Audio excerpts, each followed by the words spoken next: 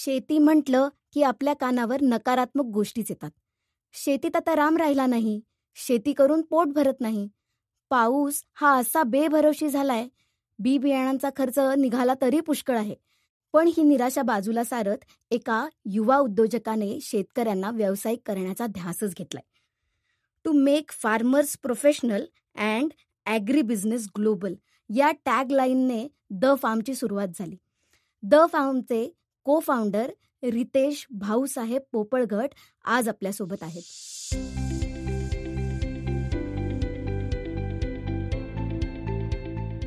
नमस्कार मित्रांनो, मी CA अर्पिता कुलकर्णी. गेली 15हून अधिक वर्ष मी बिझनेस फायनान्स आणि फायनान्शियल लिटरसी या विषयात काम करते आहे. द फार्मचे सहसंस्थापक रितेश आज आपल्यासोबत आहेत. रितेश, बिझनेसची बाराखडी या पॉडकास्टमध्ये तुझं मनापासून स्वागत. थँक्यू. रितेशचा जन्म एका शेतकरी कुटुंबात झाला. लहानपणापासून शेतीशी अतिशय जवळचा संबंध. म्हणूनच रितेश याने ठरवलं शेतीतच काहीतरी करायचं आणि शेतीला ग्लोबल ब्रँड कसा तयार करता येईल याच्यावर सगळं काम सुरू केलं. याशिवाय रितेश वेगवेगळ्या प्लॅटफॉर्म्सवर ॲक्टिव्ह आहेत. 30 स्टार्टअप्स, 100 ॲग्री बिझनेस यांना त्यांनी वेगवेगळ्या पद्धतीने सहकार्य केलंय. Market analysis, market planning, digital strategies या विषयावर रितेशचा विशेष हातखंडा आहे. रितेशच्या कामाची यादी आणि व्याप खूपच मोठा आहे. म्हणूनच आपण थेट प्रश्नांना सुरुवात करूया. रितेश, तुझं मनापासून स्वागत. धन्यवाद मॅडम, तुम्ही एक ऑपॉर्च्युनिटी दिली. ॲक्च्युअली माझी ही तशी दुसरी वेळ आहे. मी एकदा मानदेशी रेडिओला एकदा इंटरव्ह्यू दिला होता आणि दुसऱ्यांदा असं ऑडिओ प्लॅटफॉर्ममध्ये एक मुलाखत द्यायची संधी मिळते, त्याबद्दल मला आनंद आहे. दुसरी गोष्ट अशी की तुमच्यासारख्या प्रोफेशनल लाईनमधल्या व्यक्तीने आम्हाला म्हणजे शेतकऱ्यांच्या बाजूचे पण प्रश्न मांडण्यासाठी हा प्लॅटफॉर्म दिला, त्याबद्दल तुमचंही धन्यवाद. थँक्यू रितेश. रितेश, ॲक्च्युली मी तुझी एक फेसबुक पोस्ट बघितली, त्याच्यामध्ये तू लिहिलं होतं की प्रत्येक शेतकऱ्याचा एक ब्रँड असावा. ब्रँड आणि व्यवसाय आणि त्याच्याशी रिलेटेड रिटर्न्स आणि या सगळ्याचं खूप जवळचं नातं आहे. मग महाराष्ट्रातला शेतकरी किंवा भारतीय शेतकरी व्यवसाय म्हणून शेतीकडे पाहू शकतो का? आणि पिकातनं लवकर परतावा यावा, रिटर्न ऑन इन्व्हेस्टमेंट या गोष्टीकडे तो कसा बघू शकतो?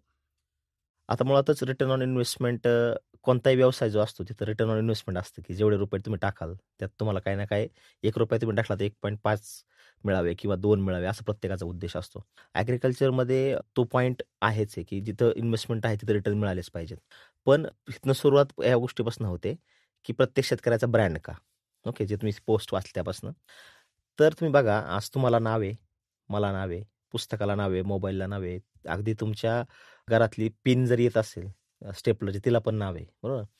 पण बऱ्याचशा शेतकऱ्यांना तुम्ही बघितलं त्यांच्या शेताला नाव नाही आहे किंवा त्यांचा ब्रँड नाही आहे. मुळातच आयडेंटिटी नसलेला माणूस हा कोणतीच गोष्ट चांगली करू शकत नाही. तुम्ही जर बघितलं गुलामी का होती, तर गुलामांना त्यांची जाणीव नव्हती कोण आहे, बरोबर. त्यामुळे त्यांना त्यांचं शोषण होत होतं वर्षानुवर्ष. सो शेतकऱ्यांमध्ये हा एक मिसिंग पॉईंट आहे की ते सगळं पिकवत आहेत आणि कोणाच तरी हातात नेऊन देत आहेत.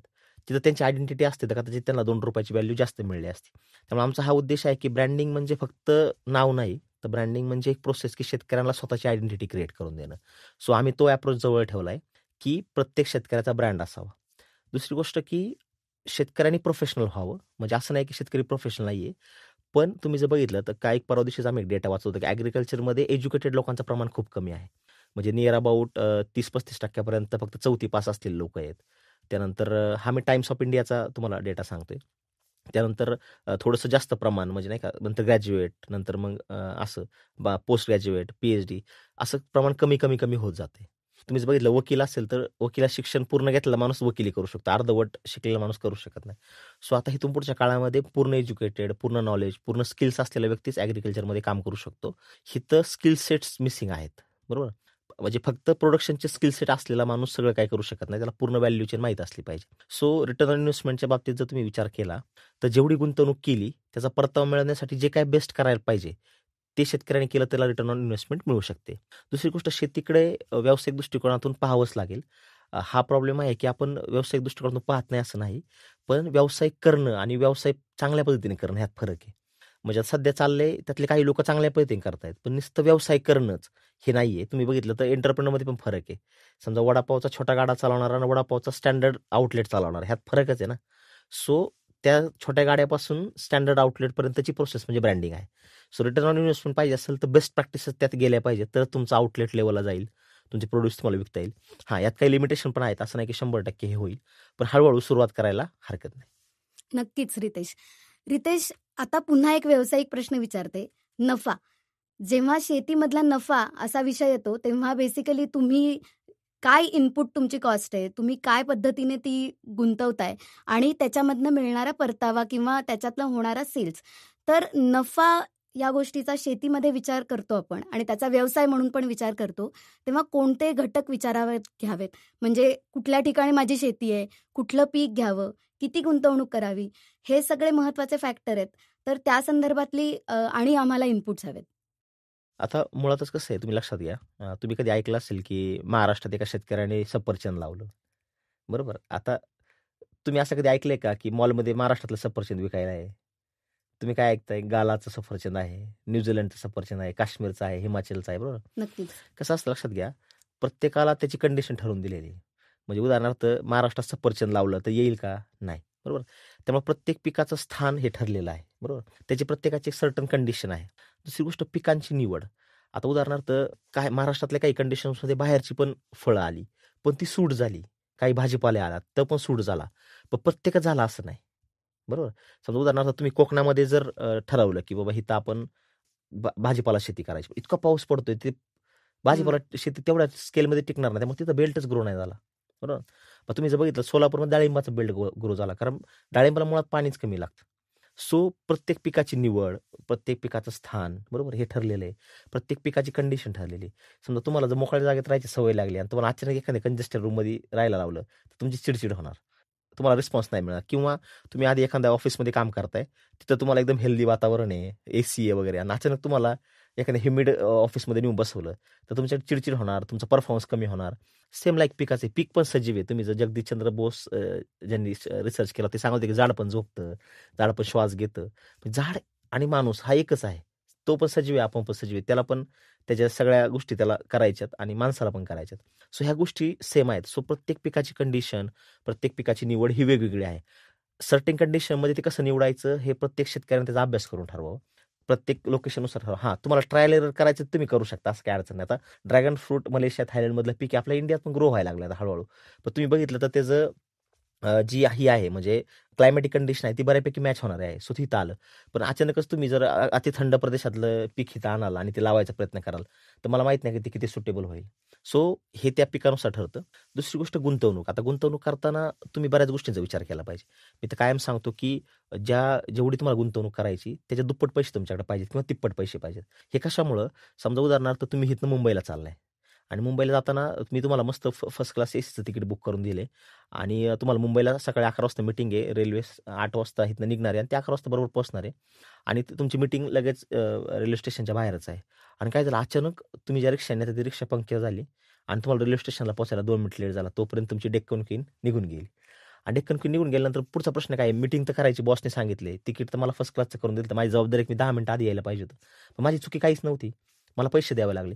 मग मी काय करणार? बाहेर येणार आणि मग मी कॅब कॅब करणार. करणार किंवा प्रायव्हेट ओला करणार, उबेर करणार, मग मी जाणार. पण त्यामध्ये खर्च माझा किती झाला? म्हणजे जिथं रेल्वेचं मला ₹400 तिकीट असेल, तिथं माझे कदाचित ₹2,000 ₹2,500 गेले असतील. बिझनेस करताना किंवा कोणत्याही गोष्टीमध्ये इन्व्हेस्टमेंट करताना जिथं प्रॅक्टिस करायची, बरोबर? प्रॅक्टिस म्हणजे जसं मेडिकल डॉक्टर प्रॅक्टिस करतो, शेतीमध्ये प्रॅक्टिस करता. तर तिथं रिटर्न ऑन इन्व्हेस्टमेंट काही फिक्स नाहीये. दुसरी गोष्ट, शेतीमध्ये प्रॉब्लेम काय आहे? आसमानी आणि सुलतानी नावाचे 2 संकट आहेत. हो. आसमानी म्हणजे काय? निसर्ग तुमच्या हातात नाही आणि पीक हे उघड्यावर आहे. ते काय कंट्रोल कंडिशनमध्ये नाही की पाऊस पडला तुम्ही कंट्रोल कराल, थंडी वाढली तुम्ही कंट्रोल कराल, असं काही शक्य नाहीये. सो कंट्रोल कंडिशन नसल्यामुळे आसमानी संकटाला कधी पण सामोरं जावं लागतं. तुम्ही बघितलं असेल की शेतकऱ्यांचे पीक, नदीला पाणी वाढलं, शेतात पीक गेलं. कांदा हार्वेस्टिंगला 2 दिवसांनी आला, त्याला पाणी महिनाभर देत नाही, शेवटचे 15 दिवस देत नाही. अचानक पाऊस पडला, तो कांदा सडणार आहे. सो आसमानी एक संकट आहेच आहे. सुलतानी म्हणजे पूर्वी सुलतान होते आपल्या इंडियात आणि ते यायचे आक्रमणकारी शेतकरी लुटायचे, घेऊन जायचे. ते सुलतानी म्हणजे सरकार, मायबाप जी लोक आहेत, त्या लोकांनी सतत त्यांच्या पॉलिसी बदलतात, ते सगळ्या गोष्टी बदलतात आहे. त्यामुळे शेतकरी संकट आहे. सो रिटर्न ऑन इन्व्हेस्टमेंटच्या केसमध्ये तुम्ही विचार केला तर असा प्रयत्न करा की आसमानी सुलतानी संकटापासून वाचणारी जी पिकं तुम्ही घ्याल त्यातनं तुम्ही वाचू शकता. पण ते लक्षात घ्या की आसमानी सुलतानी संकटापासून वाचायचं म्हणजे तुम्ही काहीतरी नवीन करणार आहे. मग नवीन करायची तयारीमध्ये तुम्हाला काहीतरी एक्झिस्टिंग पॅटर्नपेक्षा वेगळं करावं लागेल. त्यात प्लॅनिंग करावं लागेल, त्याच्यात नियोजन करावं लागेल आणि इतकी बेस्ट गोष्ट द्यावी लागेल की आसमानी सुलतानी संकटाला तुमच्यापर्यंत येऊनच द्यायचं नाही तुम्हाला. सो अशा पद्धतीने प्लॅनिंग करावं लागेल, तरच तुम्हाला रिटर्न ऑन इन्व्हेस्टमेंट चांगल्या पद्धतीने मिळेल आणि तुम्ही चांगले पैसे कमवू शकाल. रितेश, थँक्यू. तू इतके इनपुट्स आम्हाला दिले.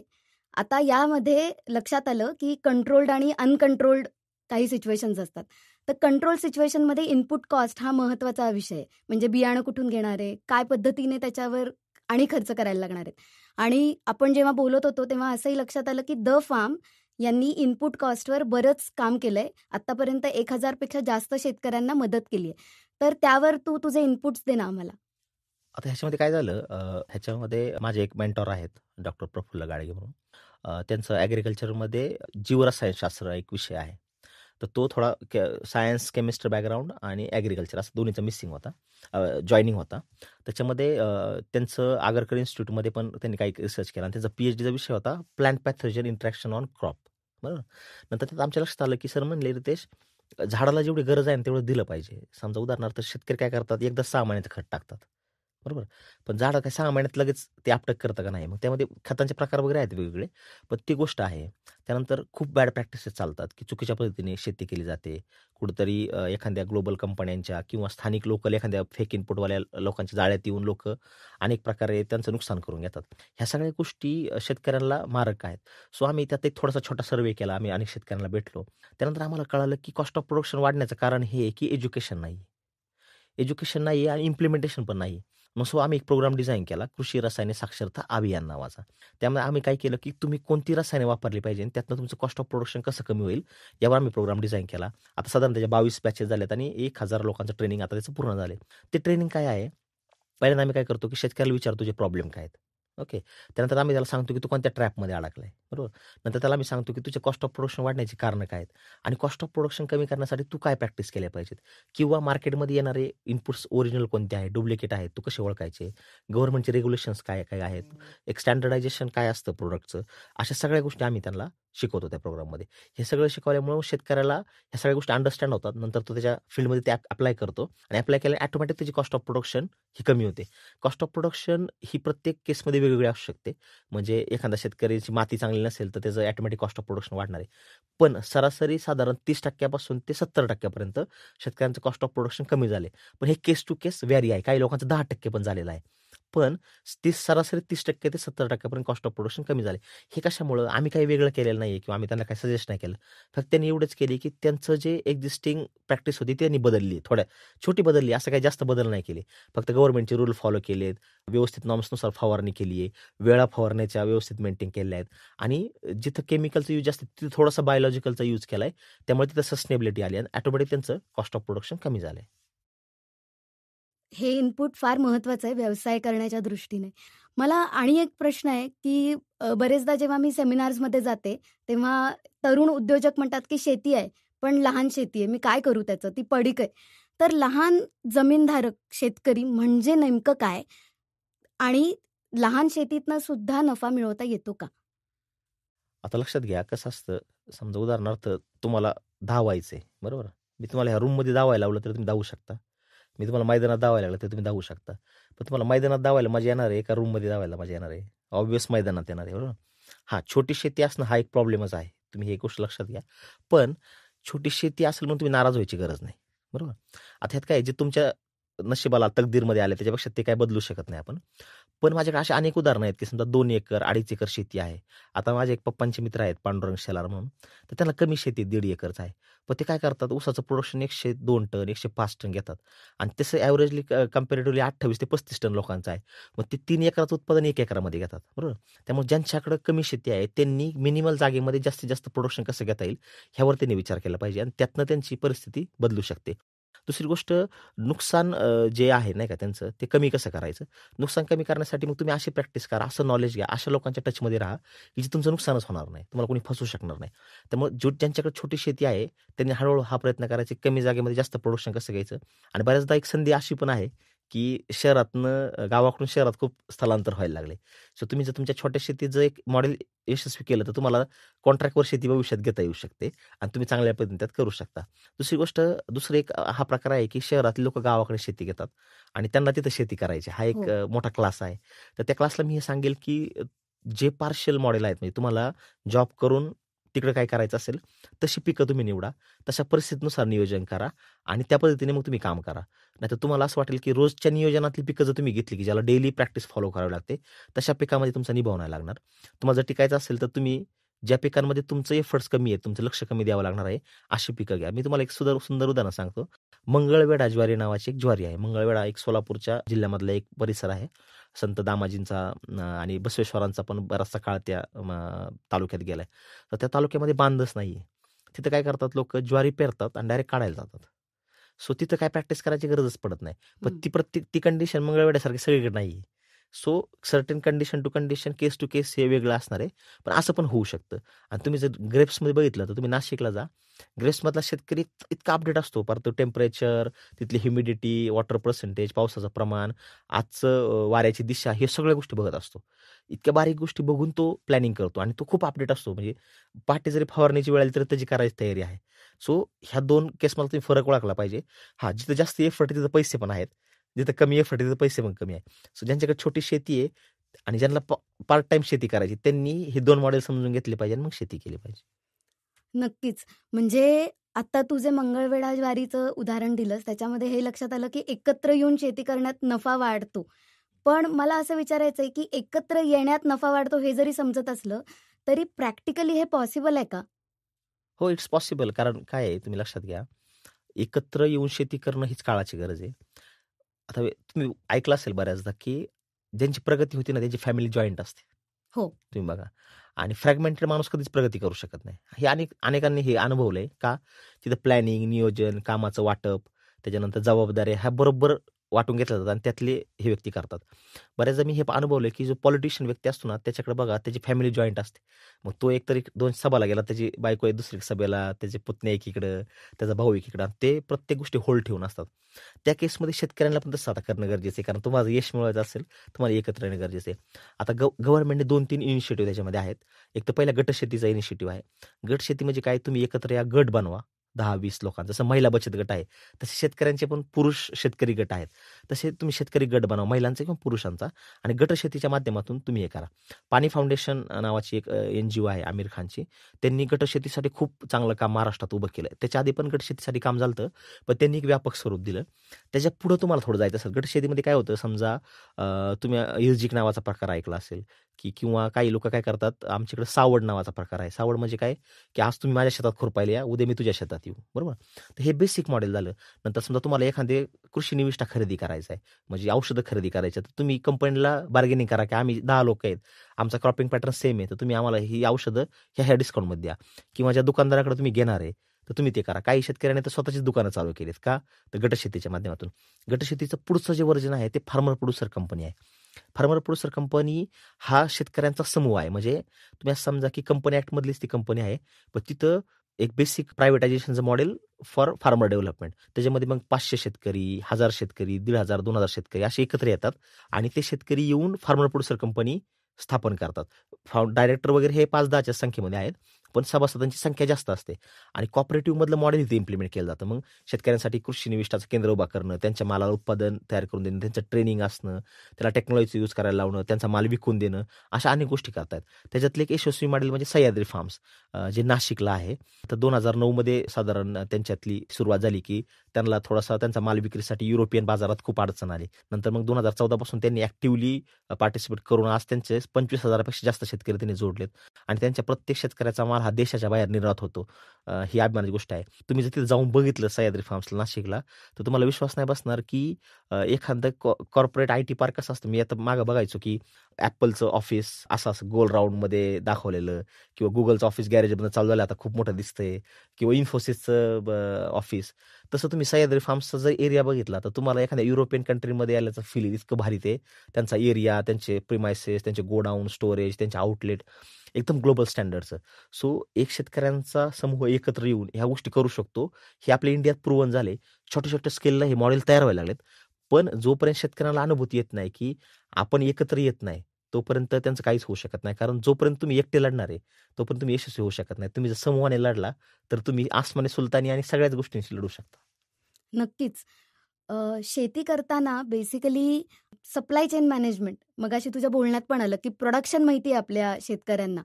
पण त्याचं सप्लाय कसा करायचा, तो पुरवठा व्यवस्थित ती साखळी कशी मॅनेज करायची, हे जे आहे ह्याचं व्यवस्थापन, ह्याच्यामध्ये सगळ्यात जास्त नफा होईल किंवा नुकसान कमी होईल, यासाठी काय पावलं उचलली पाहिजेत? मी तुम्हाला एकदम बेसिक सांगतो. आता काय झालंय, शेतकऱ्यांच्या बाबतीत अदानी, अंबानी शब्द वापरला, तर थोडंसं अडचणीचं होते.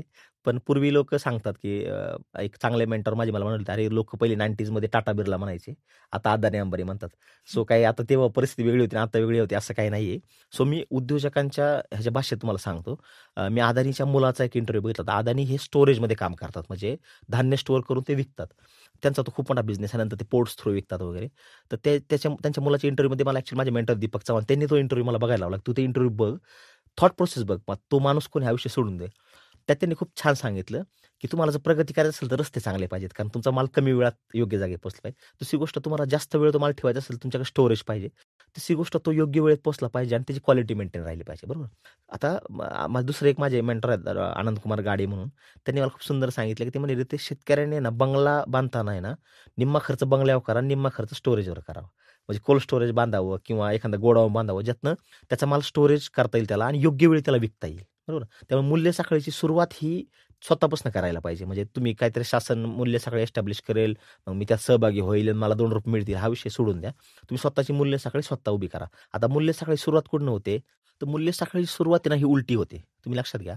आज तुम्हाला चांगला मोबाईल पाहिजे, हे कंपनीला स्वतः कळालं का तुम्ही डिमांड केली म्हणून आलं? डायरेक्ट इनडायरेक्ट तुम्ही डिमांड केली. म्हणजे हो. तुमचा कॅमेरा खराब होता, तुम्ही कॅमेरा घ्यायचे सेपरेट. कंपनीला कळलं, यार कॅमेरा हे वेगळा घेतोय, तर आपण मोबाईलमध्ये कॅमेरा देऊ शकतो का? तर कंपनीने काय केलं? मोबाईलमध्ये कॅमेरा आणला. नंतर कंपनीला कळलं, की मोठा लॅपटॉप हँडिंगला कॅरी व्हायला अवघड जाते किंवा पीसी सगळीकडे घेऊन जाऊ शकत नाही. मग लॅपटॉप आला. बरोबर. सो आपले प्रॉब्लेम शोधून त्यांनी तसे प्रोडक्ट डिझाइन केले. तसं शेतकऱ्याच्या केसमध्ये जी मूल्य साखळीचं व्यवस्थापन आहे, ते उलटं सुरुवात करायची. कंझ्युमर काय डिमांड करतोय? तुम्ही मला सांगितले ऑर्गॅनिकची गरज आहे. सो इथनं मूल्य साखळी उलटी चालू झाली. मग ऑर्गॅनिक कोण देणार? तो माणूस असेल. नंतर ऑर्गॅनिकसाठी कोणते इनपुट लागतील ते असेल. मग शेतकऱ्यांनी ती प्रॅक्टिस करावी आणि शेतकऱ्याकडून प्रॅक्टिस करून त्या मूल्य साखळीत परत उलटं यायचं. ओके. सो ही प्रॅक्टिस आहे. ही प्रॅक्टिस आता मूल्य साखळीमध्ये काय-काय गोष्टी व्हायला पाहिजेत? People, process, technology. तुम्ही लक्षात घ्या, जर तुम्हाला मूल्य साखळी उभी करायची असेल, तर तुमच्याकडे चांगली लोकं पाहिजेत, त्यांना चांगलं नॉलेज पाहिजे, त्यांनी तुम्हाला चांगलं नॉलेज दिलं पाहिजे. तर तुम्ही चांगली प्रॅक्टिस करू शकता. बरोबर. तुम्ही ज्या प्रोसेस करताय त्या स्टँडर्डाइज पाहिजेत. म्हणजे ग्लोबल गॅप नुसार पाहिजेत किंवा रेसिड्यू फ्री पाहिजेत किंवा तुम्ही ज्या प्रॅक्टिस करतायत त्याला कुणाचा ह्याला धोका नाही पाहिजे. निसर्गाला पण नाही पाहिजे, माणसाला पण नाही, तो सस्टेनेबल पाहिजे. आणि ह्या सगळ्या गोष्टींमध्ये तुम्ही टेक्नॉलॉजीचा वापर केला पाहिजे. ह्या 3 गोष्टी तुमच्याकडे असेल तर तुम्ही मूल्य साखळी चांगली मेंटेन करू शकता. आता मूल्य साखळीचं मी तुम्हाला एक उदाहरण देतो. समजा उदाहरणार्थ शेतकरी कांदा पिकवतोय. आता पहिल्यांदा तो काय करणार? कुठूनतरी बियाणे आणणार. बरोबर. तो शेतामध्ये लावणार, तो प्रोड्यूस करणार. त्यात तो रेसिड्यू फ्री प्रॅक्टिस करेल किंवा ते केमिकलची प्रॅक्टिस करेल. नंतर तो कांदा त्यांनी हार्वेस्ट केला, चाळीमध्ये स्टोअर केला किंवा डायरेक्ट बाजारात विकला. नंतर योग्य वेळेनंतर चाळीतला माल बाहेर काढला, बाजारात नेऊन विकला. बाजारातनं तो माल ग्रेडिंग, सॉर्टिंग झाला. सॉर्टिंग झाल्यानंतर तो पॅकेजिंग झाला आणि समजा तो बांगलादेशला एक्सपोर्ट झाला. मग लॉजिस्टिकमध्ये गाडीत भरला, बांगलादेशच्या चेक नाक्यावर नेला. तिथं ते व्यापाऱ्याने घेतला, दुसऱ्या व्यापाऱ्याने घेतला. नंतर तो रिटेल स्टोअरला आला. नंतर तो कन्झ्युमरला घेतला, तो कापला आणि त्यांनी खाल्ला. बरोबर. ही सप्लाय चेन आहे. तर ह्या सप्लाय चेनमध्ये मी जसं तुम्हाला सांगितले, तुमच्या प्रॉडक्टची क्वालिटी मेंटेन राहिली पाहिजे. एक्सपेक्टेड लोकांना ती गोष्ट मिळाली पाहिजे आणि त्यानंतर त्याला ती कन्झ्युम करू वाटली पाहिजे. बरोबर. तुम्ही सगळ्यात सोपं तुम्हाला उदाहरण सांगतो, किवी. तुम्ही हं. किवी बघितलं असेल, की हो. चांगल्या हॉस्पिटलच्या दारात किवी विकायला आहे आज. नारळाचं पाणी मिळत नाही एक वेळेस, पण किवी मिळते. किवी कुठली? न्यूझीलंडची. जेस्प्री ब्रँड न्यूझीलंडचा. तो किवी कुठं विकतोय? फ्रेश किवी विकतोय इंडियामध्ये. पण ते किवीपेक्षा आपल्या पपईत जास्त कंटेंट आहे. पण आपल्याला आपण पपईचं महत्त्वच पटवून देऊ शकत नाही. त्यामुळे आपण ज्या मूल्य साखळीत काम करतोय, त्याचं महत्त्व आपण पटवून दिलं, त्याचं ब्रँडिंग केलं, त्याचं व्हॅल्यू ॲडिशन केलं, त्यातनं बाय प्रॉडक्ट बनवले, तर ती मूल्य साखळी अजून विकसित होते. म्हणजे फक्त फ्रेश प्रोड्यूस न विकता त्याचं बाय प्रॉडक्ट केलं, त्यात व्हॅल्यू ॲडिशन केलं, नुकसान होणाऱ्या पिकामध्ये ज्या क्रॉपमध्ये त्यातमध्ये काही अजून ॲडिशन करून दिलं, डिहायड्रेशन केलं, रिहायड्रेशन केलं, प्रोसेस केलं, तर ती मूल्य साखळी मूल्यवर्धन होतं मूल्य साखळीचं. बरोबर. ते पण करणं गरजेचं आहे. म्हणजे नाही का फक्त फ्रेश प्रोड्यूस विकायचं असं नाही, तर व्हॅल्यू ॲडिशन पण गरज आहे. ग्राहकांची डिमांड आणि तिथपासून उलटं यायचं आणि तसा प्रोड्यूस करायचा. म्हणजे गव्हर्नमेंट एक मागे स्कीम आणली होती, पिकेल ते विकेल किंवा विकेल ते पिकेल. बरोबर. ओके. पण ती ॲक्च्युअली मूल्य साखळीचा हे ते आहे.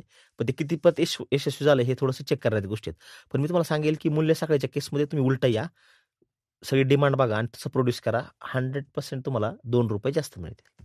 रितेश, हा तर बिझनेसच्या सक्सेसचा एक फॉर्म्युलाच आहे आणि शेतीसाठी जर असं करण्यात आलं तर नक्की सक्सेसफुल होण्याच्या एक पाऊल आपण पुढे असू. आता तुझ्या बोलण्यात आलं की ऑर्गॅनिक फार्मिंग, आणि ऑर्गॅनिक फार्मिंग म्हटलं की एकदम जिव्हाळ्याचा विषय, खास करून शहरातल्या लोकांच्या. तर हे ऑर्गॅनिक फार्मिंग करताना नक्की प्रमाणपत्र प्रक्रिया, शेतमालाचं एक्सपोर्ट होणं, रिटर्न ऑन इन्व्हेस्टमेंट, ही सगळी गणितं कशी बघायची? पहिल्यांदा तुम्ही आहे ना, शेतीचे प्रकार समजून घ्या. म्हणजे एक तर नैसर्गिक शेती. म्हणजे उदाहरणार्थ तुम्ही आदिमानव होते पूर्वी सगळे आपण नाही का? त्यावेळेस आपण काय करायचो? जनावरं मारून खायचो किंवा आपण फ्रुट्स वगैरे खायचो, कंदमुळं खायचो, बरोबर? म्हणजे अशीच माणसाची प्रक्रिया 10,000 वर्षापासूनची जी काही असेल ती, बरोबर. बरोबर? त्यातनं आपण हळू विकसित होत गेलो, बरोबर? तर हे हे जो प्रकार आहे म्हणजे नाही का, तो जरा नैसर्गिक म्हणजे नॅचरल जे काही उगवतं ते आपण डायरेक्ट खातोय, बरोबर? नंतर दुसरा जो प्रकार आहे तो सेंद्रिय निविष्ठा वापरून करायचा प्रकार आहे. त्याला आपण सेंद्रिय शेती म्हणतो. त्याला आता काही लोकं ऑर्गॅनिक वगैरे शब्द वापरतात. सेंद्रिय निविष्ठा म्हणजे काय, की शेण, गोमूत्र किंवा झाडपाला ह्याच्यातनं काय आहे, सेंद्रिय औषधं बनवायची आणि ती झाडावर अप्लाय करायची. ते झालं सेंद्रिय निविष्ठांच्या माध्यमातून. म्हणजे जे काही सेंद्रिय आहे, निसर्गात जे निविष्ठा आहे त्याचं तुम्ही काहीतरी फॉर्म्युलेशन्स तयार करताय आणि ते झाडावर अप्लाय करताय. ती झाली सेंद्रिय शेती. आणि जी ग्लोबली ॲक्सेप्टेड आहे ती रेसिड्यू फ्री फार्मिंग. म्हणजे जे निर्यात करताना उत्पादन रेसिड्यू चेक केला जातो ते रेसिड्यू फ्री फार्मिंग. असे बेसिकली 3 शेतीचे प्रकार आहेत. आता ह्यात तुम्ही ऑर्गॅनिक कुठं बसवायचं हे तुम्ही ठरवा. आता बेसिकली निसर्गात ते येतं. ऑर्गॅनिकमध्ये सेंद्रिय निविष्ठा वापरून रेसिड्यू फ्रीमध्ये केमिकलचा वापर होतो, पण ते मानवाला हानिकारक त्याच्यात काय केमिकल राहणार नाही याची काळजी घेतली जाते. तो रेसिड्यू फ्री. बरं. आणि तुम्ही चौथा प्रकार हा म्हणू शकता की पूर्ण केमिकलची शेती. म्हणजे केमिकल हा रेसिड्यू फ्रीमध्ये वापरतो त्यामुळे मी त्याचा सेपरेट प्रकार करत नाही. सो असा प्रकार आहे. तर ह्याच्यामध्ये ह्या सगळ्या गोष्टींचा प्रकार तुम्ही समजून घेतले पाहिजे. दुसरी गोष्ट प्रमाणपत्र, बरोबर? आता कसं आहे तुम्ही लक्षात घ्या, जर तुम्हाला लोकलला माल विकायचा प्रत्येक भागातले त्याचे स्टँडर्ड ठरलेले आहेत. जसं फूड प्रॉडक्टमध्ये तुम्ही FSSAIचं लायसन आहे का नाही त्या ह्याच्यावर चेक करता. तसं प्रत्येक ह्याचे स्टँडर्ड्स ठरलेत. मग काही सर्टिफिकेशन एजन्सी आहेत, काही गव्हर्नमेंटने एजन्सीज रिक्रूट केल्यात. तर त्या तुम्हाला तुमच्या पिकाच्या ह्याच्यानुसार सर्टिफिकेशन करून देतात. दुसरी गोष्ट तुम्हाला माल आपल्या देशाच्या बाहेर विकायचा आहे. समजा युरोपियन युनियनमध्ये विकायचा तर युरोपियन युनियनचे त्यांचे स्टँडर्ड्स आहेत. नंतर तुम्ही दुबईमध्ये विकायचं त्यांचे काही स्टँडर्ड्स आहेत. तुम्हाला मलेशियात विकायचं त्यांचे काही स्टँडर्ड्स आहेत. त्यांचे सर्टिफिकेशन्स आहेत. आता मी परवा दिवशीच एका फार्मर प्रोड्युसर कंपनीला व्हिजिट केली. तर ते जांभूळ, अंजीर आणि सीताफळ ह्यांचा ज्यूस बनवतात. तर तुम्ही बघितलं असेल की जो तुमचा माझा किंवा स्लाईस घेतात त्याच्या खाली एक लेयर दिसते बघा जास्त काळ ठेवल्यावर. हो. तर ॲक्च्युअली तेवढाच मँगो त्यात असतो. तर त्यांनी प्रयत्न केला की 70% ड्रिंकेबल फ्रुट्स. म्हणजे तुम्ही जर त्या जांभळाचा ज्यूस पिला तर तुम्हाला वाटेल की आपण जांभूळ खातोय काय, इतका तुम्हाला त्याचा पल्पचा फील येईल. So that type of produce तुम्ही जर केला तर ग्लोबली त्याला डिमांड आहे. पण त्यांनी मला सांगितलं ज्यावेळेस मला तो शेतमाल निर्यात करायचा की ते प्रोसेस प्रोडक्ट निर्यात करायचा आहे, तर मला त्या देशाचे सर्टिफिकेशन्स घ्यावे लागले. त्या स्टँडर्डचे सर्टिफिकेशन्स घ्यावे लागले. सो तुम्हाला माल निर्यात करायचा असेल तर तुम्हाला तसं करता येईल. आता दुसरी गोष्ट की रिटर्न ऑन इन्व्हेस्टमेंट किंवा निर्यातक्षम मालामध्ये पैसे मिळतात का? तर ते मिळतात. पण तुम्ही एक तर संघटित पाहिजे. तुमचं काहीतरी एक व्हॅल्यू चेन एस्टॅब्लिश पाहिजे आणि तिथं जी डिमांड आहे तेवढ्यात तुम्हाला युरोपला माल पाठवायचा आहे, तर तुम्हाला ते कोल्ड स्टोरेजमध्ये जावं लागेल. त्याचा फ्रेशनेस तिथपर्यंत जाईपर्यंत टिकला पाहिजे. नाहीतर तुम्ही बघताय काल शेतकरी उलटेकडी मार्केटला आणतोय आणि तुमच्या ठेलेवाल्यापर्यंत येईपर्यंत भाजी सुकलेली असते. तुम्ही म्हणता काय अरे भाजी सुकली. तर तुम्हाला युरोपमध्ये विकायचं इथनं 4-5 हजार किलोमीटर लांब, तर तुम्हाला ऑब्व्हियस त्याची क्वालिटी मेंटेन करणे. सो सेंद्रिय शेती बेस्ट आहे, काही अडचण नाही. प्रत्येक शेतीचा प्रकार कोणता आहे नक्की समजून घ्या. जगाची खरंच डिमांड आहे का सेंद्रिय शेतीची हे पण समजून घ्या. जग डिमांड करते रेसिड्यू फ्रीची, तुम्ही आग्रह करताय सेंद्रिय शेतीचा. पण तुमची माणसाची नीड काय आहे किंवा केमिकल नसलं पाहिजे. मग ते केमिकल आता तुम्ही विचार करा तुमच्या आयुष्यात किती केमिकल आहे रोजच्या जीवनामध्ये ते तुम्ही कॅल्क्युलेट करता का नाही. फक्त खाण्याच्या माध्यमातून तुम्ही रेसिड्यू खाल असं काही नाहीये. तुम्हाला डायरेक्ट इनडायरेक्ट पण होऊ शकतं. दुसरी गोष्ट मी तसं तुम्हाला सांगितलं की ते तुम्ही तपासून बघा. ज्याच्याकडून तुम्ही सेंद्रिय माल खरेदी करताय त्याला तुम्ही तो शेतकरी तर नसणार आहे 100% शहरात विकतो याचा तो रिटेलर असणार कोणतरी. त्याला विचारा की हे रेसिड्यू केले तर कोणते सर्टिफिकेशन्स केलेत. जर मी हा सॅम्पल चेक केला तर ह्या सॅम्पलमध्ये खरंच रेसिड्यू सापडणार आहे का, असं तुम्ही क्रॉस चेक करा. त्यातनं तुम्हाला सत्यता त्या गोष्टीची कळू देईल. कारण काय होते मी तुम्हाला 10वी पास हे सर्टिफिकेट दिले याचा अर्थ 10वी पर्यंत सगळं तुम्हाला येते असातला काय भाग नाही. किंवा तुम्ही ग्रॅज्युएट झालाय, तुम्ही वकील झालाय, तुम्हाला सनद मिळाली याचा अर्थ तुम्ही 10 वर्ष वकिलीची प्रॅक्टिस केली नाही. तुमच्या ते सर्टिफिकेट काय नुसतं सर्टिफिकेटच राहणार आहे.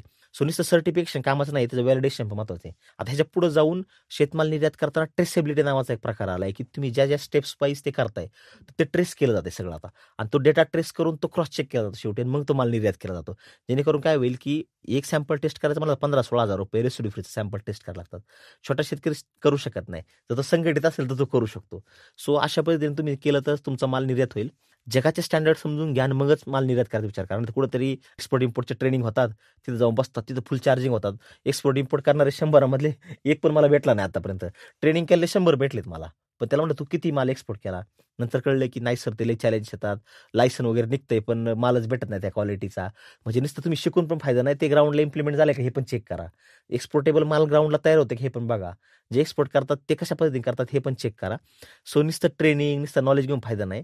जसं मी मगाशी बोललो की क्रियेविना वाचाळता व्यर्थ आहे. तुम्ही आधी सगळं क्रिया करा आणि मग बोलायला लागा. नाहीतर ट्रेनिंग घेतलं आणि बसला घरी त्याला काय अर्थ नाही. सो रिटर्न ऑन इन्व्हेस्टमेंट वाढवायचं असेल तुम्हाला तर तुम्ही चांगले प्रॅक्टिस फॉलो करा आणि आधी मार्केट शोधा.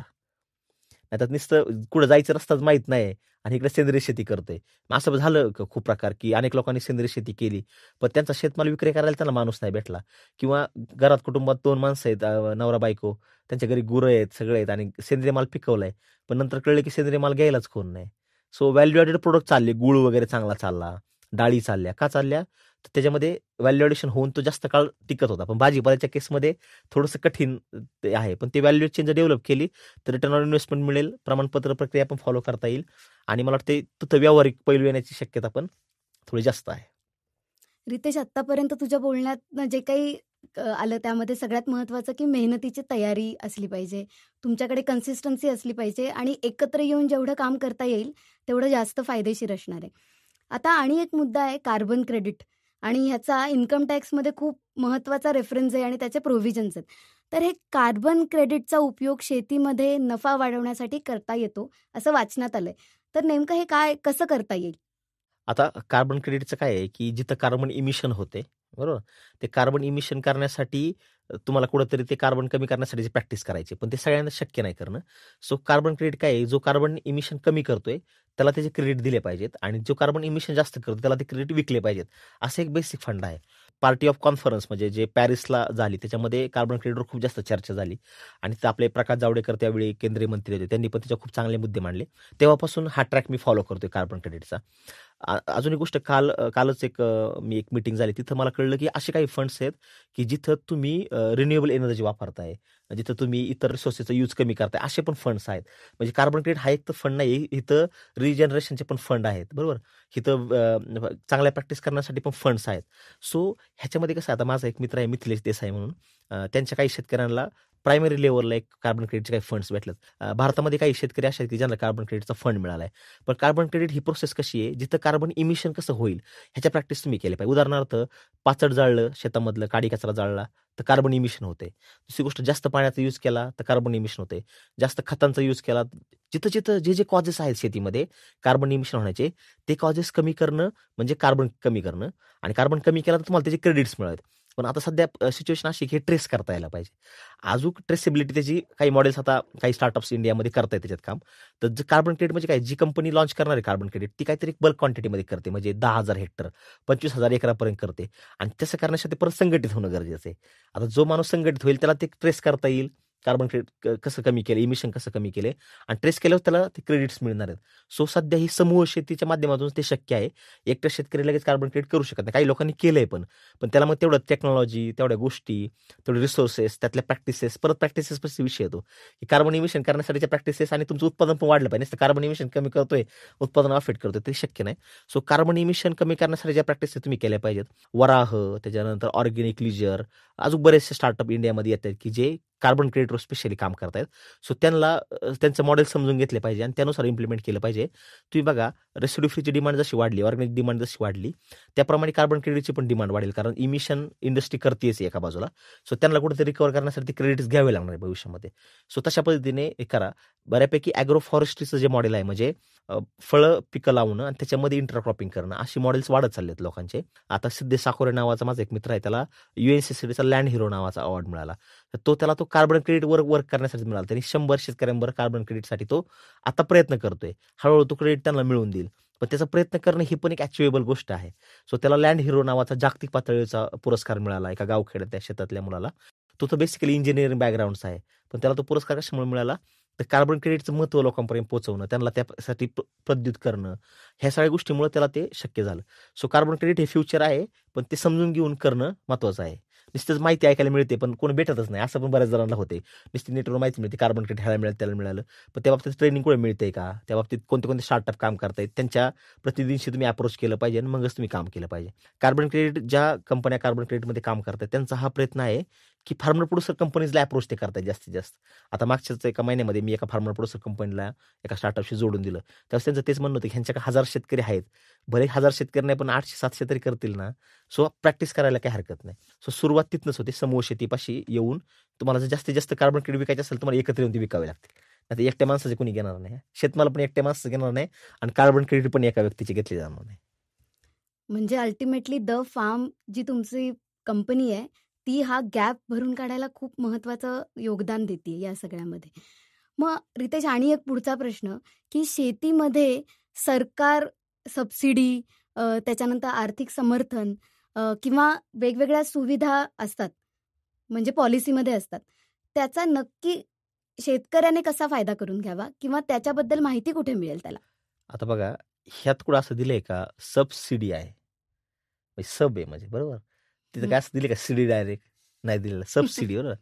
दुसरं काय आर्थिक समर्थन. समर्थन म्हणजे काय, कडेवर घेऊन फिरणं नाही, पाठिंबा देणे बरोबर, बरोबर. किंवा त्यांना मदत करणे बरोबर. तुम्ही लक्षात घ्या, ह्या शब्दातच सगळ्या गोष्टींचा अर्थ आहे. मी ते सगळ्यांना सांगतो की सबसिडीसाठी तुम्ही काम करत असाल तर करू नका बरोबर. तुम्हाला काम करायचं असेल तर तुम्ही काम करत राहा. मी तुम्हाला एकदम बेस्ट उदाहरण सांगतो. माझ्या एका मित्राचं उदाहरण आहे. सबसिडी कशी मिळते, तर माझा एक मित्र एक फ्रूट विकायचा. तर त्याच्या गावात ते फ्रूट जास्त प्रमाणात यायचं. नंतर हळूहळू तो ते फ्रूट पुण्यामध्ये विकायला लागला आणि तो काय करायचा, त्याचं शेतामध्ये छोटं पॅक हाऊस बनवलं होतं त्याने. म्हणजे एक छप्पर टाकलं होतं, तिथे ते सगळे 2-4 मित्रांची फळं गोळा करून आणायचं, पॅकिंग करायचं चांगल्या ब्रँडिंग ह्याच्यामध्ये, आणि तो पुण्यामध्ये मॉलला किंवा ह्याला आणून विकायचा. नंतर कृषी विभागाच्या लक्षात आलं की अरे हा चांगला करतोय प्रयत्न. मग त्यांच्याकडे एक स्कीम होती. मग त्यांनी काय केलं, नॅशनल हॉर्टिकल्चर मिशनमधनं त्याला म्हणले, तू असं झाडाखाली करतोय ना पत्रावळी वगैरे टाकून, तू पॅक हाऊस बांध छोटं. त्यांनी त्याला 10 लाख रुपये पॅक हाऊससाठी दिले. त्यात ते 70-30 मध्ये किंवा 60-40 90-10 अशी काहीतरी योजना असेल. पण त्याला तिथं 10 लाखामधले 6-7 लाख रुपये शासनाकडून मिळाले. बघा, आता तो प्रयत्न करत होता आधी म्हणून. नंतर हळूहळू लक्षात आलं की माल जास्त त्याच्याकडे यायला लागला, तर काही माल शिल्लक राहतात, मग त्याची प्रक्रिया केली पाहिजे का. तर ते मग त्यांनी दुसरी स्कीम दिली त्याला, म्हणजे तू काम कर, तू प्रक्रिया करतोय, तुला आम्ही एक प्रोसेसिंगवाली स्कीम देतो. मग त्यांनी परत त्याला 20 लाख रुपये दिले. त्यात पण त्याला 60-40 मध्ये काहीतरी मिळालं असेल. म्हणजे शासन काय 100% तुम्हाला देणार नाही, ते समर्थन करते किंवा सबसिडी देते. नंतर ते काय झालं, त्याला जे करायचं होतं समजा त्याच्याकडे तेवढे पैसे नव्हते, पण गव्हर्नमेंटचे समर्थन मिळाल्यामुळे तो प्रक्रिया उद्योग पण टाकू शकला. नंतर गव्हर्नमेंटच्या लक्षात आलं की यार हा अजून चांगलं काम करतोय. मग त्यांनी काय केलं, काही एनजीओज एकत्र आल्या. ते म्हणले तुमच्या शेतकऱ्यांच्या एम्पॉवरमेंटसाठी आम्ही तुम्हाला परत पैसे देऊ. मग त्यांना शेततळे बांधण्यासाठी, त्यांच्या पाईपलाईन व्यवस्थित करण्यासाठी, ड्रिप करण्यासाठी काही एनजीओजनी त्यांना पैसे दिले. नंतर पुढे लक्षात आलं की आता हे प्रक्रिया उद्योग चांगल्या करते, एक्सपान्शन केलं पाहिजे, वाढवलं पाहिजे. मग परत PMFME नावाची स्कीम होती, त्यातनं परत त्याला एक 30 लाख रुपये मिळाले. असं करून ते शासनाची सबसिडी 60-70 लाखापर्यंत गेली. मग हे लक्षात आलं, 5-6 वर्ष चांगलं काम केलं, शेतकरी एकत्र आणले, फार्मर प्रोड्युसर कंपनी केली, समूह शेतीने चांगलं काम करायला. आता 4.5 कोटी सबसिडी मिळाली. म्हणजे आणि पण हा प्रोसेस काही एका दिवसात झाली का, नाही, 5-6-7 वर्ष त्याच्या आयुष्यातली गेली. त्यांनी चांगली मूल्य सगळी डेव्हलप केली आणि हळूहळू लोक जोडत गेला. आधी 4 लोक, मग 5, 10, आता 300 शेतकरी आहेत. सो एका टप्प्यात तुम्ही करत गेला तर सबसिडीचा फायदा पण होतो. नाहीतर काय होतं, म्हणजे मैदानात एखाद्या लढायला उभा केलाय आणि त्याला लढायचं स्किलच माहित नाही आणि त्याच्या हातात तलवार दिली आणि त्याला सांगितलं की मी तुला 100 रुपये देईन, तू लढाई कर. पण त्याच्या आयुष्यात त्याला 100 रुपये कधीच मिळणार नाहीत. शेतकऱ्यांचा अप्रोच हा झालाय, लढाईला जायचंय पण लढाई का करायची हेच माहित नाही, बरं स्किलच नाही लढाई करण्याचं. असं पण आधी अनेक उदाहरणं झाले आहेत की अनेक शेतकऱ्यांनी सबसिडी घेतल्या पण त्यांना त्याचं युटिलायझेशन करता आलं. पूर्वी गव्हर्नमेंट इम्पॅक्ट अनालिसिस करत नव्हतं, पण आता गव्हर्नमेंट इम्पॅक्ट अनालिसिस करते. गव्हर्नमेंट आता तुमचं कॉन्ट्रीब्युशन पण मागते. असं नाही की 100% शासनाच्या पैशाने तुम्ही करा. गव्हर्नमेंट ते 60-40, 90-10 त्या परिस्थितीनुसार गव्हर्नमेंट पैसे देते. त्यामुळे तुम्ही लक्षात घ्या, तुम्हाला असं वाटत असेल की सबसिडीवर मी बिझनेस करेल, तर तुम्ही तो बिझनेस कधीच करू शकत नाही. आणि शासनाचं कसं असतं, देर हे अंधेर नाही नावाचा प्रकार असतो. म्हणजे त्यांचे पैसे कधी येतील हे सांगत नाही, पण ते येणार असतात बरोबर. हो. माझा अनुभव असा आहे की ज्यावेळेस मला फंडिंग मिळालं, मला फंडिंग 2020 मध्ये अप्रूव्ह झालं. त्याचा पहिला ट्रान्स मला 2022च्या जानेवारीत मिळाला आणि दुसरा ट्रान्स मला 2024च्या जानेवारीत मिळाला. ऍक्च्युअली मला 15 लाख फंडिंग मिळालं. त्याचा पहिला ट्रान्स 6-6-3 असं ट्रान्स होते. आता तिसरा ट्रान्स मला 2026 मध्ये मिळणार आहे. सो 6 वर्ष मी टिकलो म्हणून तुम्हाला मिळालाय. तर पहिल्या टप्प्यात मी फेल झाला असतो तर पुढचं फंडिंग मला मिळालं नसतं. सो शासनाचा उद्देश काय आहे, अजून एक ह्याच्यामध्ये स्टार्टअप्सचं बी सांगतो थोडंसं. स्टार्टअपचं कल्चर आपल्या इंडियात का ग्रो झालं, जास्त पैसे लागले म्हणून लोकांचं अट्रॅक्शन वाढलं की इन्व्हेस्टर पैसे देतो, मग लोकांना वाटलं अरे इन्व्हेस्टर पैसे देतो, तर मग आपण स्टार्टअप केला पाहिजे. ह्यातनं काय झालं, एक इकोसिस्टम क्रिएट झाली. समजा उदाहरणार्थ टाटाला एखादा नवीन बिझनेस सुरू करायचा आहे, तर टाटा काय करणार, सगळ्या ट्रायल वगैरे घेईपर्यंत त्यांचा खूप वेळ जाईल, मॅनपॉवर त्यातली गोळा करणं, लाईक माइंडेड लोक आणणं, ह्यात खूप वेळ. त्यांनी काय केलं, जो एक्झिस्टंट स्टार्टअप काम करतो त्यात इन्व्हेस्टमेंट चालू करायला गेलं, त्याला बुस्टिंग करायला चालू केलं. मग तो अजून जोराने काम करायला, अजून जोशाने काम करायला. एक त्याची लेवल आली, मग टाटा काय म्हणला, तुला आता पैसे कमी पडतात, नाही काम कर, तुला आम्ही टेक ओव्हर करतो, तू फक्त काम करत राहा, पैसेच टेन्शन घेऊ नको. नंतर ते स्टार्टअप ग्रो झाले. तुम्ही आता बघा अनेक स्टार्टअप आहेत की जे बिग बास्केट आहे किंवा टॅक्सी फॉर शुअर नाव स्टार्टअप उबेरने घेतला इंडियामध्ये. अशा अनेक उदाहरणं आहेत की ज्याच्यामध्ये इन्व्हेस्टमेंट झाली. तसं ॲग्रिकल्चरमध्ये पण इन्व्हेस्टमेंट येईल भविष्यात. आता सह्याद्री फार्म्सला 350 कोटीची इन्व्हेस्टमेंट आली का, तर ते चांगलं काम करतायत.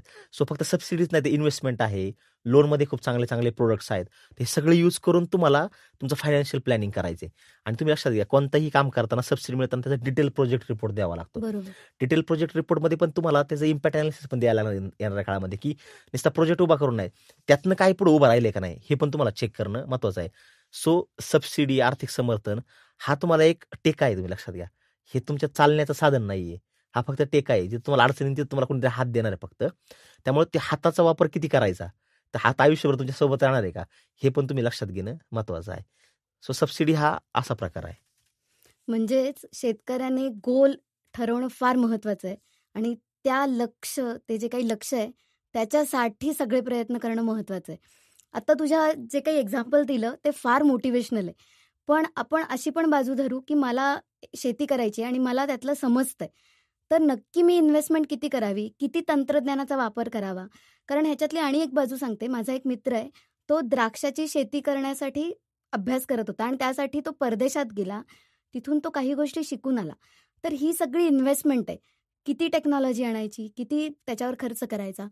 तर नक्की हे व्यवसाय करण्यासाठी आणि यशस्वीपणे पुढे जाण्यासाठी किती इन्व्हेस्टमेंट करायला पाहिजे?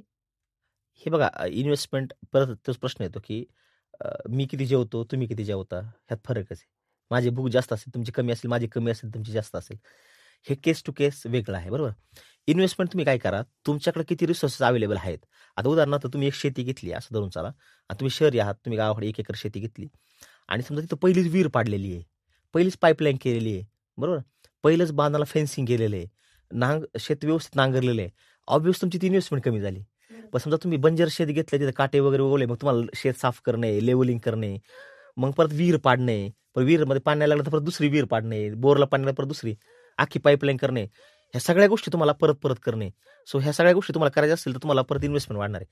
सो केस टू केस हे इन्व्हेस्टमेंट बदलत राहणार आहे. सो त्या पद्धतीने इन्व्हेस्टमेंट चेंज होते. दुसरी गोष्ट, टेक्नॉलॉजी कोणत्या कोणत्या यूज केल्या पाहिजे. टेक्नॉलॉजीच्या केसमध्ये तुम्हाला सांगतो की तुम्ही युट्यूब वापरताय सगळेजण, त्याच्यात हो. तुम्हाला माहिती मिळते, ही तर टेक्नॉलॉजीमुळेच मिळते ना. किंवा तुम्ही आता क्लब हाऊसचं उदाहरण बघितलं, शेतकरी चर्चा करतात कशामुळे, टेक्नॉलॉजी. हां, पण टेक्नॉलॉजी एवढीच आहे का, नाही. तुम्हाला फार शेतावर काही गोष्टी नवीन नवीन इनपुट्स वापरायचे, तर हे कोणत्या कोणत्या टेक्नॉलॉजीमधून बनवून आलेले आहेत, बरोबर. आपण तर ही अशी टेक्नॉलॉजी, तशी टेक्नॉलॉजी, तुम्ही ड्रीप वापरताय आज फ्लड पाण्याच्या, ते काय, पण ती पण टेक्नॉलॉजी.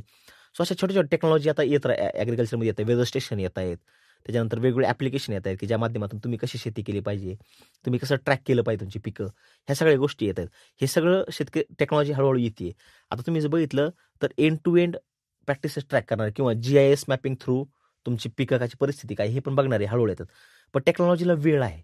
म्हणजे जर तुम्ही ती युजच नाही केली, मी 2005 मध्ये तुम्हाला म्हणलं असतो की मी मोबाईलवरून अमेरिकेत तुमच्याशी फ्री बोलू शकतो, तुम्ही मला काय म्हणले असते, हा वेडा झालाय.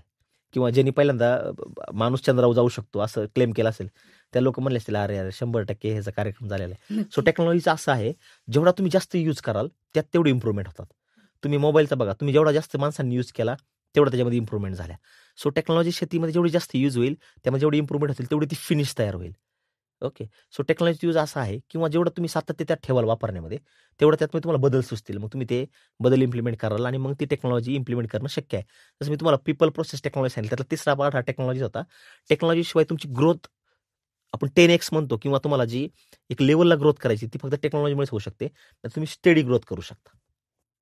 रितेश, तुझ्या बोलण्यात मगाचपासून एक शब्द येतोय की नुसतं नॅचरल फार्मिंग किंवा जे प्रोड्यूस झालंय ते तसंच्या तसं विकाच, पण त्यासोबत काही पूरक गोष्टी पण करा. मग पूरक गोष्टी म्हणजे काही गोष्टी प्रोसेस करून होतील.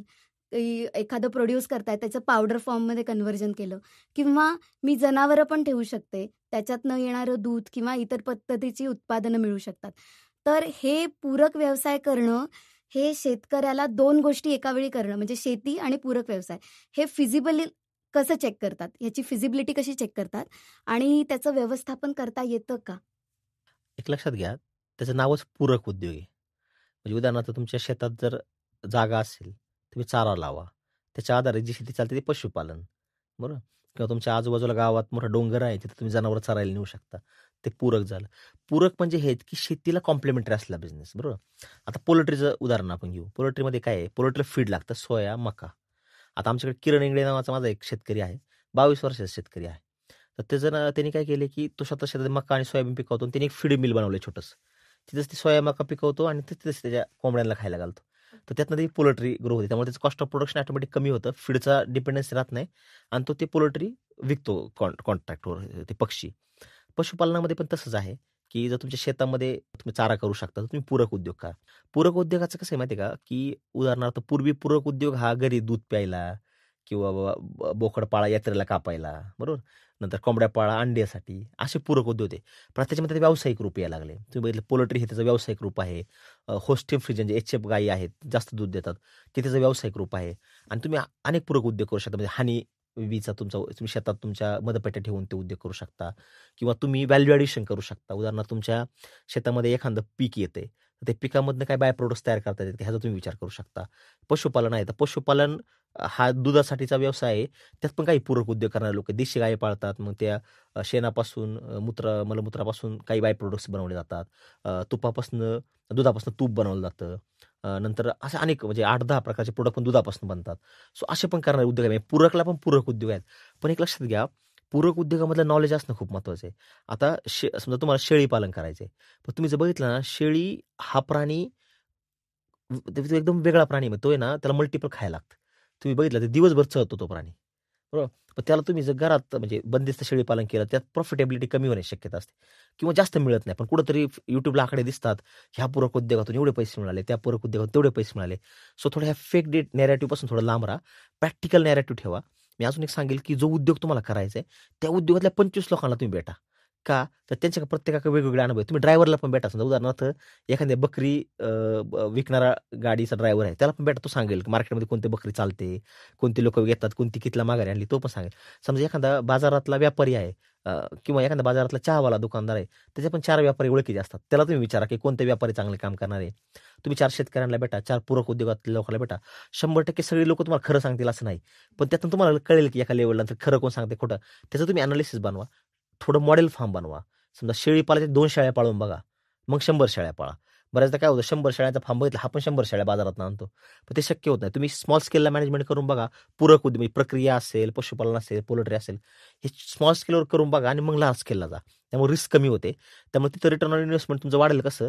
पूरक उद्योगाला थोडीशी डिमांड आहे. आता तुम्ही पोल्ट्रीचं कन्झम्पशन बघितलं, जे 10 वर्षापूर्वी 600 ग्रॅमपर्यंत चिकन कन्झम्पशन होतं, ते 4.5 किलोपर्यंत गेले. सो त्याचा जर रेट वाढला तर ऑटोमॅटिक त्याच्या मागचा बिझनेस पण वाढणार आहे. सो कोणत्या बिझनेसमध्ये किती आहे ह्याच्यामध्ये ना फेक पण गोष्टी खूप आहेत. म्हणजे इमू पालन आहे, शतावरीचं मधल्या काळात काही गोष्टी झाल्या. अशा अनेक फेक गोष्टी मार्केटमध्ये केल्या गेल्या. आता नंतर काय झालं, ते कळलं की हे फेक नॅरेटिव्ह आहेत. कुणीतरी फक्त रोपं विकण्यासाठी, कुणीतरी फक्त पक्षी विकण्यासाठी कडकनाथचा प्रकार झाला महाराष्ट्रामध्ये. सो अशा फेक नॅरेटिव्हपासून, अशा स्कॅम्सपासून, फ्रॉड्सपासून तपासून बघून एक सोपं उदाहरण तुम्हाला सांगतो. तुम्ही काय खाता जास्त रोज? तुम्ही खाता टोमॅटो, बटाटा, शिमला मिरची, काय भाजीपाला खाता आणि तुम्ही अंगाला स्प्रे किती मारता सेंटचा? त्याचं प्रमाण किती तुमच्या आयुष्यात ग्रॅममध्ये? पण तेलाचं प्रमाण किती तुमच्या आयुष्यात आठवड्याला लिटरमध्ये? तुम्ही एक स्प्रे आणला तर तो 5-6 महिने तुम्हाला जातो. पण 5-6 महिन्यात तुम्हाला जर तेल पाहिजे असेल तर कमीत कमी ते 5-6 लिटर पाहिजे. इथंच तुमचं व्हॅरिएशन क्लिअर आहे. त्यामुळे जिथं जास्त पैसे आहेत, तिथं डिमांड आहे, तेच प्रोडक्शन करण्याचा प्रयत्न करा. कुठेतरी फॅन्टसी काहीतरी नाही का, समजा टोमॅटोच्या बियांमध्ये खूप जीवनसत्व आहे म्हणून मग टोमॅटोच्या बिया काढत बसलाय, असं करून चालणार आहे का? नाही. ह्या फॅन्टसी गोष्टी आहेत.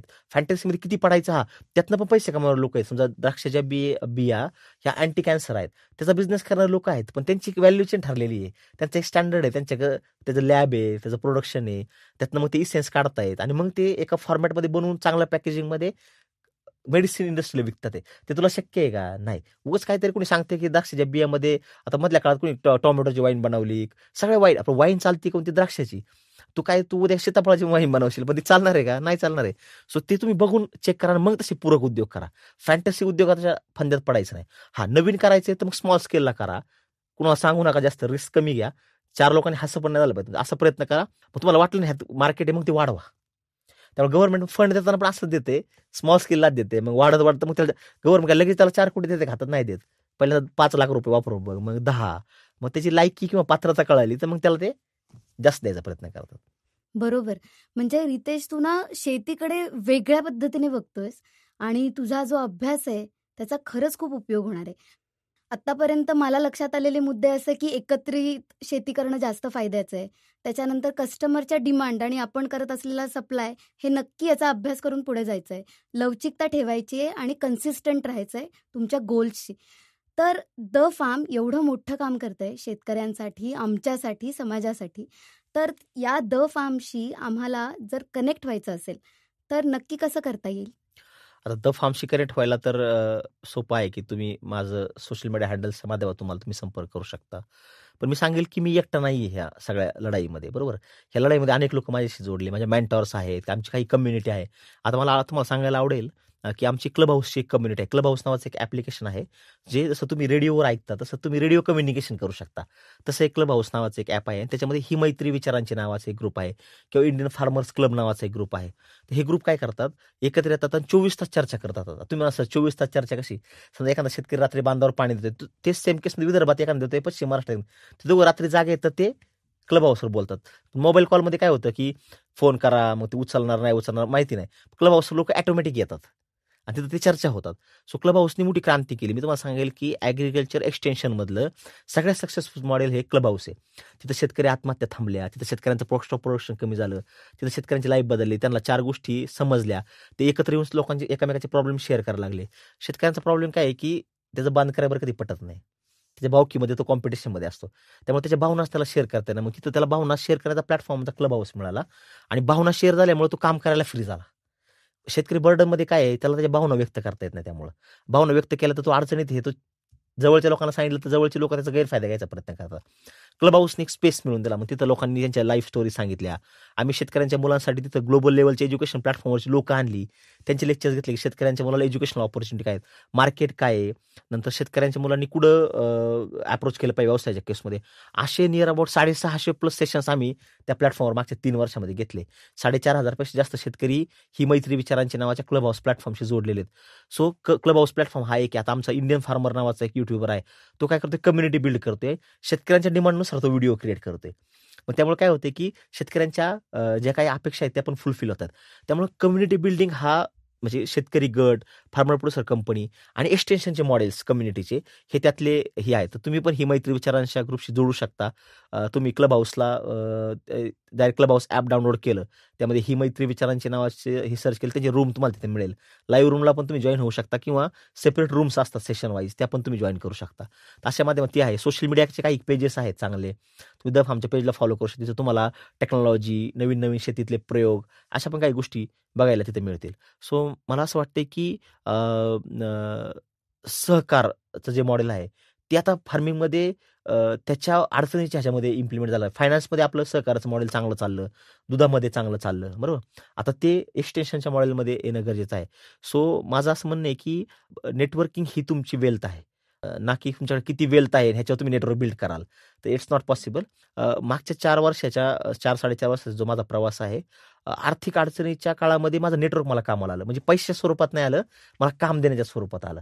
सो नेटवर्किंगमध्ये मी परत 4 रुपये कमवू शकलो, त्यामुळे मला आर्थिक अडचणी आल्या नाहीत. सो नेटवर्किंग हेच तुमचं वेल्थ आहे भविष्यातलं आणि शेतकऱ्यांच्या केसमध्ये ते बिल्ड करणं आमचं एम आहे.